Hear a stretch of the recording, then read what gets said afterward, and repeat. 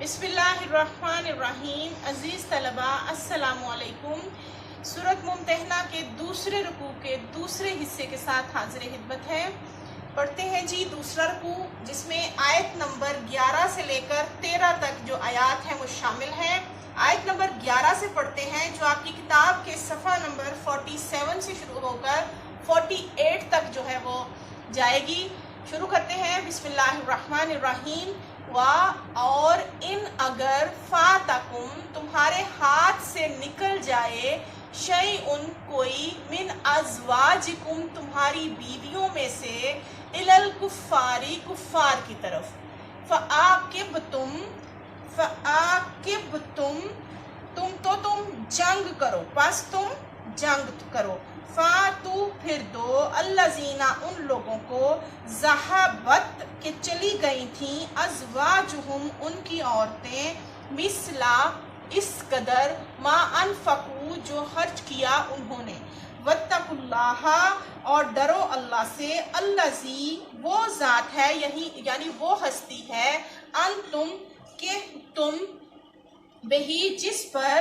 مؤمنون ایمان لائے ہو۔ اللہ تعالیٰ اس آیت مبارکہ میں فرماتا ہے کہ اگر تمہاری عورتوں میں سے کوئی عورت تمہارے ہاتھ سے نکل کر کافروں کے پاس چلی جائے اور اس کا حق مہر تمہیں کافروں کی طرف سے وصول نہ ہوا ہو، تو پھر تم ان کافروں سے جنگ کرو، اور ان سے اور جنگ کے بعد تمہیں جو مال غنیمت ہاتھ لگے تو جن کی عورتیں چلی گئی تھیں ان کے ہاتھوں سے نکل کر، یعنی وہ کافر تھیں اور واپس اپنے وطن چلی گئیں، ان کو اس مال میں سے اتنا دے دیں، یعنی جو انہوں نے اپنی عورتوں پر خرچ کیا تھا اور وہ بغیر خرچ کیا ہوا مال دیے اپنے وطن چلی گئیں، تو مال غنیمت میں سے ان مردوں کو وہ مومنوں کو وہ مال اتنا دے دو جتنا انہوں نے اپنی وہ بیویوں پر کیا تھا جو ایمان لانے سے پہلے ان کے نکاح میں تھی، وہ جتنا انہوں نے خرچ کیا تھا، اور خدا سے جس پر تم ایمان لائے ہو ڈرو، یعنی اللہ فرماتا ہے کہ ہمیشہ تقوی اختیار کرو۔ سورۃ ممتحنہ کی اس آیت مبارکہ کا مفہوم یہ ہے کہ مسلمان ہو کر آنے والی عورتوں کے حق مہر جو تمہیں ان کے کافر شوہروں کو ادا کرنے تھے وہ تم ایسے مسلمانوں کو دے دو جن کی عورتیں کافر ہونے کی وجہ سے کافروں کے پاس چلی گئی ہیں، یعنی اللہ فرماتا ہے کہ عورتوں کا جو حق مہر جو مسلمان ہو کر آئی ہیں وہ ان کے کافر شوہروں کو جو ادا کرنے تھے تم لوگوں نے وہ انہیں ادا مت کرو، کس صورت میں کہ اگر انہوں نے مومن ہو کر آنے والی عورتوں پر جو خرچ کیا تھا انہیں ہم اس صورت میں دیں گے اگر انہوں نے بھی جو ہے کافر ہو کر جانے والی عورتوں پر خرچ کیا ہوا مال دیا ہے، یعنی اگر وہ دیں اپنی جو مومن عورتوں کا جو ہجرت کر کے آئی ہیں ان پر خرچ کی ہوئی رقم دے دے تو تب تم بھی دو، ورنہ تم مومن آپس میں جن کی عورتیں چلی گئی کافروں کے پاس وہ مال اپنے دوسرے بھائی کو دے سکتے ہیں۔ دوسرا مفہوم اس آیت مبارکہ کا یہ ہے کہ اگر تمہیں تمہارا حق مہر جو تم نے عورتوں پر خرچ کیا تھا وہ نہیں ملا تو کافروں سے جہاد کرو، اور جو مال غنیمت حاصل ہو اس میں تقسیم کے دوران پہلے ان مسلمانوں کو جن کی بیویاں کفار کے پاس چلی گئی تھیں ان کو دو، اور تاکہ ان کے نقصان کا ازالہ ہو سکے، اگر مال غنیمت سے بھی ازالہ پورا نہ ہو تو بیت المال سے تعاون کرا کے یعنی بیت المال سے رقم لے کر ہر صورت میں ان مومن مردوں کا ازالہ کرو جو انہوں نے مال ان اپنی بیویوں پر خرچ کیا جو ایمان نہیں لائیں اور کافر تھیں اور اپنے وطن واپس چلی گئیں، تاکہ مومنوں کے نقصان کا ازالہ ہو، تلافی ہو۔ ایسے موقع پر بھی اللہ تعالیٰ نے تقوی کا دامن چھوڑنے سے جو ہے وہ منع فرمایا۔ اللہ نے فرمایا کہ تقوی جو ہے وہ ضرور اس کا دامن تھامے رکھو اور ہمیشہ اللہ سے ڈرتے رہو تمام معاملات میں تاکہ تم صراط مستقیم پر رہو۔ آیت مبارکہ 12، یا ایہا النبی، اے نبی پاک صلی اللہ علیہ وآلہ وسلم، اذا جب جاءکا آئیں آپ کے پاس المؤمنات مومن عورتیں یبایعنکا تو آپ ان سے بیعت کریں، آپ سے بیعت کرنے کے لیے،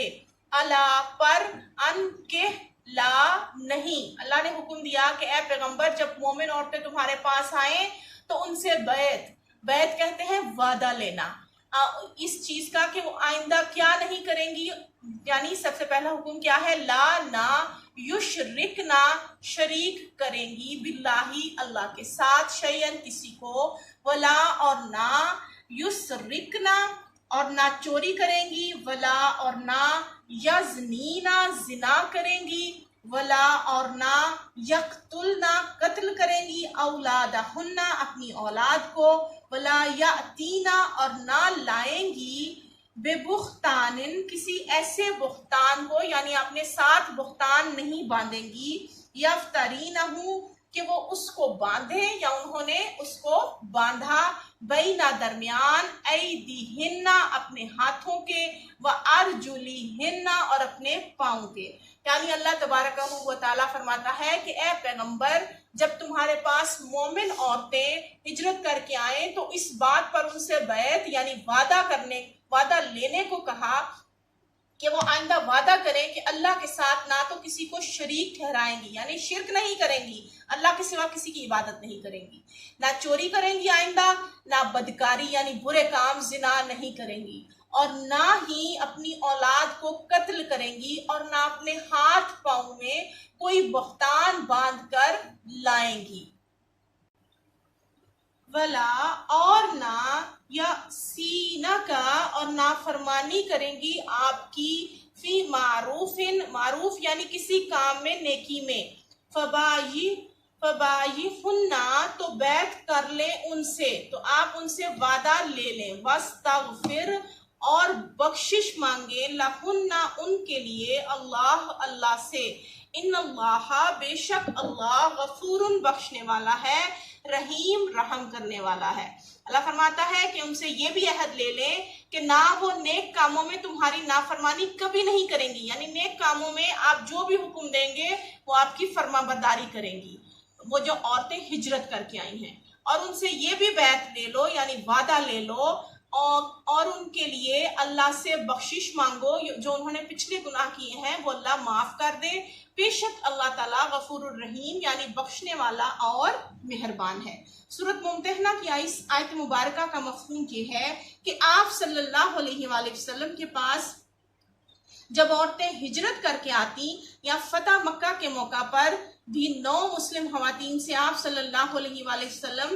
جب بیعت لیتے تو آپ صلی اللہ علیہ وآلہ وسلم صرف زبان سے عہد لے لیتے. یعنی حضور پاک صلی اللہ علیہ وسلم نے جتنی بھی 9 مسلم خواتین تھیں فتح مکہ کے موقع پر بھی یا مدینہ میں رہتے ہوئے بھی جتنی عورتیں آئیں ان سے آپ زبانی صرف عہد لے لیتے. آپ صلی اللہ علیہ وآلہ وسلم بیعت کے وقت یہ عہد بھی لیتے کہ وہ نوحہ نہیں کریں گی، گریبان چاک نہیں کریں گی، سر کے بال نہیں نوچیں گی اور جاہلیت کی طرح بین وغیرہ نہیں کریں گی. آپ صلی اللہ علیہ وآلہ وسلم نے بطور خاص خواتین سے ان چیزوں کی بیعت لی جن کا ارتکاب ان سے ہوتا تھا، یعنی وہ زمانہ جاہلیت میں کرتی تھی یا ہو سکتا تھا، تاکہ وہ ارکان دین کی پابندی کے ساتھ ساتھ وہ ان چیزوں سے بھی خاص طور پر اجتناب کریں. اس آیت کے آخری حصے میں آپ صلی اللہ علیہ وآلہ وسلم کو بطور خاص خواتین کے لیے مغفرت کی دعا کرنے کی تاکید فرمائی گئی، جس کی ایک وجہ یہ بھی ہے کہ عام طور پر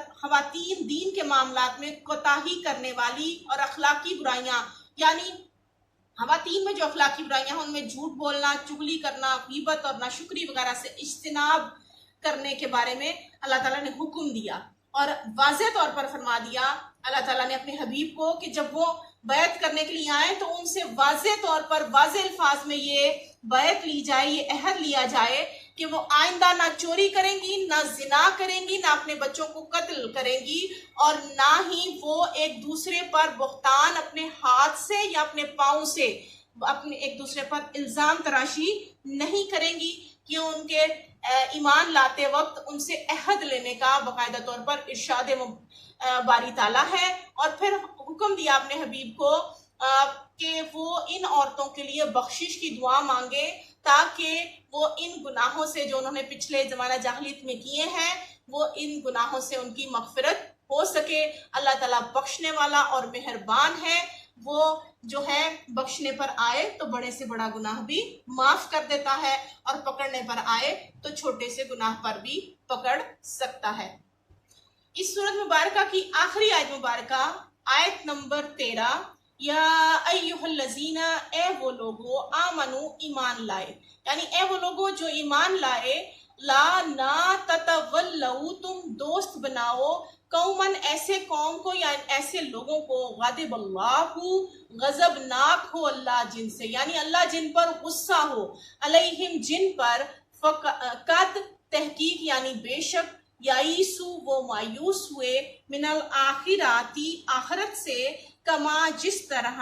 یائیسا، مایوس ہو گئے، یائیس الکفارو، کافر لوگ، من،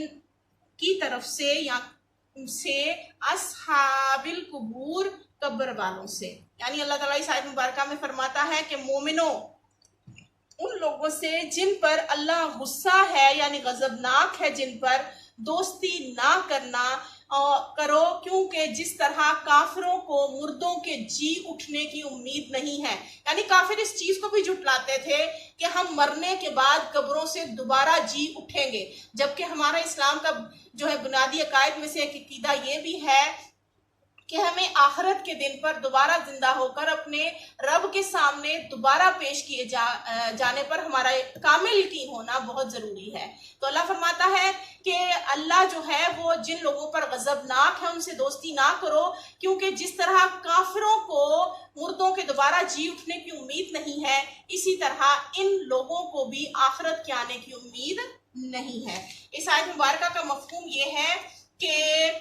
یہ مضمون قرآن پاک میں کئی جگہ پر بیان ہو چکا ہے کہ آخرت جو ہے وہ قائم ہو کر رہے گی، اس لیے آخرت کی اہمیت کو واضح کرنے کے لیے اس سورت کی ابتدا میں بھی اللہ تعالیٰ نے بتایا کہ کفار سے کسی قسم کا تعلق نہ رکھو، کیونکہ کافر لوگ آخرت کے منکر بھی ہیں، وہ نہ صرف اللہ کے ساتھ شریک ٹھہراتے ہیں بلکہ وہ یوم آخرت پر یقین ہی نہیں رکھتے، جیسا کہ اصحاب قبول کے دوبارہ زندہ ہونے سے کافر بالکل مایوس ہیں۔ آخرت سے مایوس ہونے کا مطلب یہ ہے کہ وہ قیامت کے برپا ہونے سے انکار کرتے ہیں۔ اس کا ایک مفہوم یہ بھی ہے کہ قبروں میں مدفون جو کافر ہیں، وہ کافر سمجھتے تھے کہ یہ ہمارے جو آباء و اجداد جو کفر کرتے رہے ہیں، وہ جب مر گئے، جب مٹی میں مل گئے، ان کے جسم کی ہڈیاں تک گل گئیں، تو وہ کیسے ممکن ہے کہ اللہ دوبارہ ان کو جو ہے زندہ کرے گا۔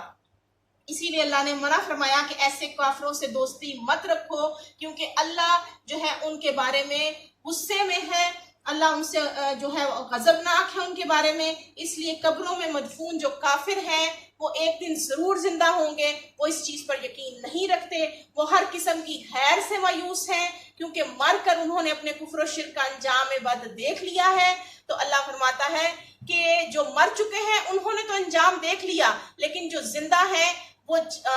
اللہ کی جو ہے یوم قیامت برپا کرنے پر یقین نہیں رکھتے،